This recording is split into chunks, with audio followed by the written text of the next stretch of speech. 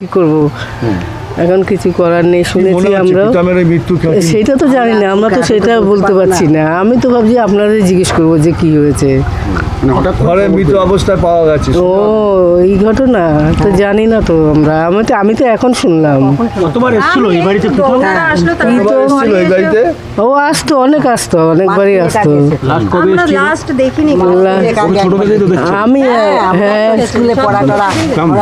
আমার মেয়ে বলছে লাস্ট একবার মাঝিপাড়ায় গেছিল এক বাড়িতে নিমন্ত্রণ খেতে আমার মেয়ে দেখেছে হ্যাঁ ওরে বাবা প্রীতমকে আমাদের বাড়ি রেখে ওর মা কাজ করতো আমাদের বাড়ি প্রীতম দাশগুপ্ত এই তো আমাদের বাড়ি আমার নাম কানন ঘোষ এখানে ছিল বিউটি দাস হ্যাঁ হ্যাঁ এখানে বাড়িতে এখানে সবাই ডাকতো বিউটি দাস বিউটি হ্যাঁ ওর নাম এখানে সবাই জানতো প্রীতমের মাকে রিঙ্কু মজুমদার হ্যাঁ রিঙ্কু মজুমদার কি হচ্ছে আমি এইমাত্র নিউজে দেখলাম ওই জানি ও তো আসে না দীর্ঘদিন এখানে আমরা ঠিক জানি না কি মনে হচ্ছে মৃত্যুটা কেন হতে পারে বিয়ে ওর যেহেতু আমরা খবরেও শুনেছি যে ওর 2 মাস পরে বিয়ে এবার কি ব্যাপার হলো এরকম আমরা তো বুঝতে পারছি না আমরা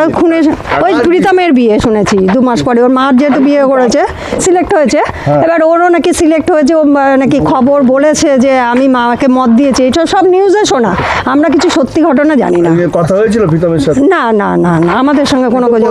এখানে কি আসতো হ্যাঁ এখানে আসতো কিন্তু ওর বাবার কাছে তো আসতো তো বাবা তারপর দীর্ঘদিন কাকার ওখানে যায় কাকার ওই বাড়িতে যায় কিন্তু কাকারা যেহেতু এই বাড়িতে থাকে না এই বাড়িতে আসেও না এর সাথে সম্পর্ক কেমন ছিল কার প্রীতমের ভালোই তো ছিল কারণ মা যেহেতু এতদিন ট্রাভেল করেছে মার সঙ্গেই তো ছিল মায়ের কাছে নিশ্চয়ই ভালো ছিল না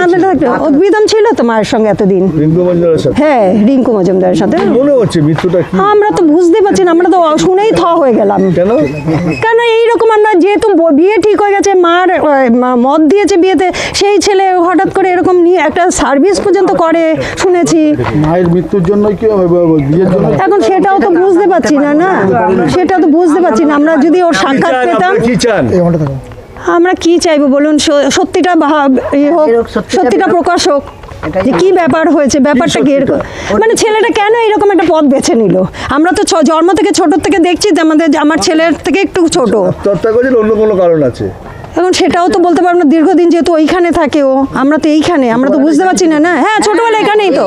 বড় হয়েছে কত স্কুলে পড়তো নিবেদিতা স্কুলে পড়তো তারপর ওখান থেকে চলে গেছে কি করতেন প্রীতম পড়াশোনা করতে এখন তো শুনেছি নাকি যে চাকরি করছে জব করছে একটা আমার নাম ঝর্ণা দাশগুপ্ত ছোটবেলা থেকেই মানুষ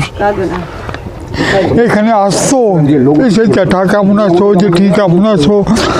বলতো হঠাৎ করে আমি ঘুমাচ্ছিলাম ক্লাসে আমি একটা প্রাইভেট দোকানে কাজ করি তো কাজের থেকে আসার সময় দেখছি ওর ভাইয়ের ওই কলের কাজ করছিল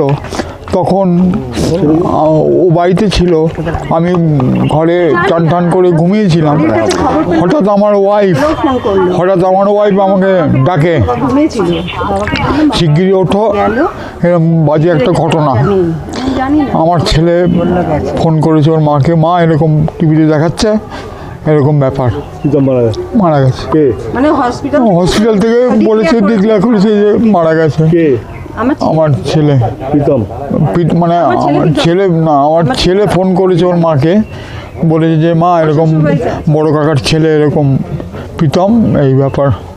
দুর্ঘটনা ঘটিয়েছে আমরা চাই সত্যিটা বেরোক যে কেন কি ব্যাপার হলো কেন হলো কি কারণ আমার তো মনে হয় ওর এটা তো করা উচিত ছিল না জানি না এখনকার ছেলেদের পার্টি করার পর সেটা তো আমরা জানি না কারণ কি ও শুনলাম পার্টি ছিল কি জানি না এবং এও শুনেছিলাম যে 2 মাস পরে ওর বিয়ে তা এটা শুনে আমরা খুব খুশি হয়েছিলাম যাক ওর মা তো খুব কষ্ট করে ওকে মানুষ করেছে খুবই কষ্ট করেছে তাই আমরা চাই সত্যিটা বেরিয়ে আসুক কি কারণ কোনো দোষ এর সঙ্গে যদি কেউ জড়িত থাকেন সে যেন শাস্তি সে যেন শাস্তি পায়। কি মনে করছেন কি সুইসাইড নাকি না এখন সেটা না জেনে এখন সেটা কি করে দেখিনি। মায়ের বিয়েটার জন্য কি এরকম হলো? না আমার তো মনে ওর তো মত ছিল, ওর মত ছিল যে মা এই বিয়ে করুক, কারণ দীর্ঘদিন ধরে মেয়েটি এটাও তো আমরা খুব জানি, স্ট্রাগল, এটাও তো খবরে দেখেছি আমরা, স্ট্রাগল করেছে ছেলের যে মত মেয়েটি, খুবই স্ট্রাগল করেছে, দেখিয়েছে এটা। করে ছেলেটাকে মানুষ করেছে। যে একটা হাজব্যান্ড ওয়াইফের মধ্যে একটা মতপার্থক্য দেখা দিয়েছিল, সেইটার থেকে ও ছেলেকে যে এইভাবে মানুষ করেছেন, মানে আমি সত্যি কথা বলছি, ওকে ধন্যবাদ জানাই যে ও এই অবস্থার মধ্যে দিয়ে, পরিস্থিতির মধ্যে দিয়ে ওকে